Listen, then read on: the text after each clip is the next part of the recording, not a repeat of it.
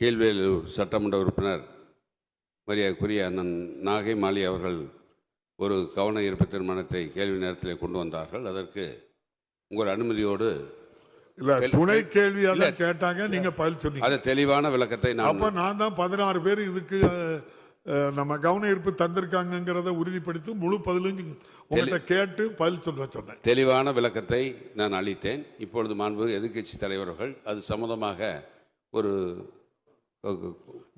நேரத்தில் ஒரு கேள்வி நேரத்தில் ஒரு கேள்வி எழுப்பியிருக்கார். நான் அதற்கு விளக்கம் சொல்ல கடமைப்பட்டிருக்கிறேன். குறிப்பாக மாண்புமிகு முதலமைச்சருடைய அரசு பொறுப்பேற்று இந்த ஆண்டு குறிப்பிட்ட நேரத்தில் மேட்டூர் அணையிலிருந்து 12/6/2025 அன்று தண்ணீர் திறந்தப்பட்ட காரணத்தாலும் அங்கு இருக்கின்ற விவசாயிகளுக்கு குறுவை தொகுப்பு முறையாக வழங்கப்பட்ட காரணத்தாலும் ஆறுகள் வாய்க்கால்கள் முறையாக தூர்வாரப்பட்ட காரணத்தாலும் சென்ற ஆண்டு 3.5 ஏக்கர் நிலம் விவசாயம் செஞ்சாங்க.